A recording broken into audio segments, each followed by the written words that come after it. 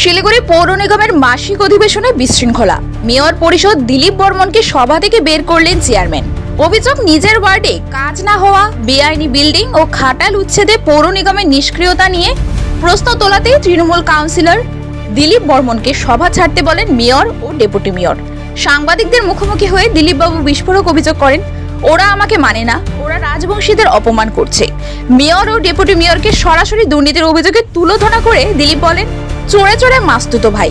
বিরোধী শিবিরও দিলীপের পাশে। সিপিএম থেকে বিজেপি সব মহলের দাবি শিলিগুড়ি পুরসভা দুর্নীতিতে ভরা।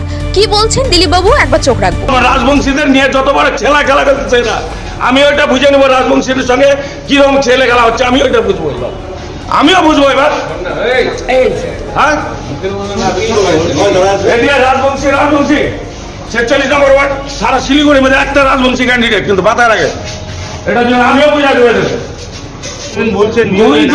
যে বিল্ডিংটা পরশুদিন ভাঙতে গেল, সেই বিল্ডিংটা ভাঙা বন্ধ হলো কেন সেটা বলেন আমাকে।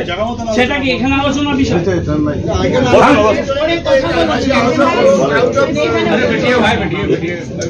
এমআইসি যে বলবে কাজ হচ্ছে না।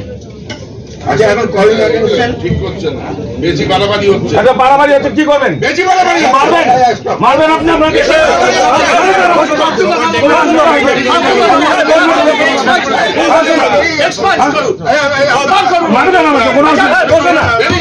চারদিকে এবং তারপরে এখান থেকে রানা সরকার উনি ফোন করাতে সেই ওখানে ভাঙা বন্ধ হলো, মানে ডেপুটি মেয়র। আর ওনার কি স্বার্থ আছে যে সেই বাড়ি ভাঙলে ওনার অসুবিধাটা কোথায়?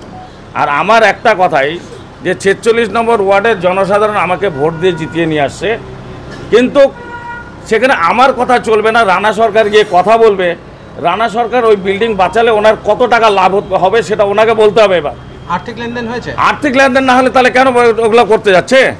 আমার ওয়ার্ডে আমি বুঝবো না কোথায় ভোট বাড়াতে হবে, কোথায় কমবে না কমবে আমি জানবো তো সেটা।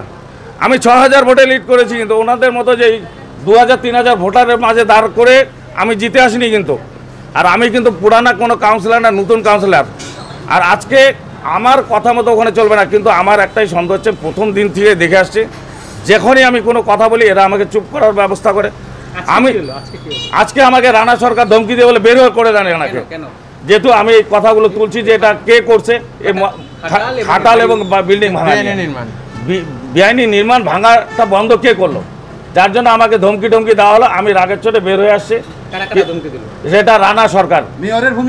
মেয়রও রেগে গেলেন যে তুমি বের হয়ে যাও, তো মেয়রও বলছে যে বের হয়ে যাও, রানাও বলছে, দুজন মিলে চোরে চোরে মাস্তুতো ভাই।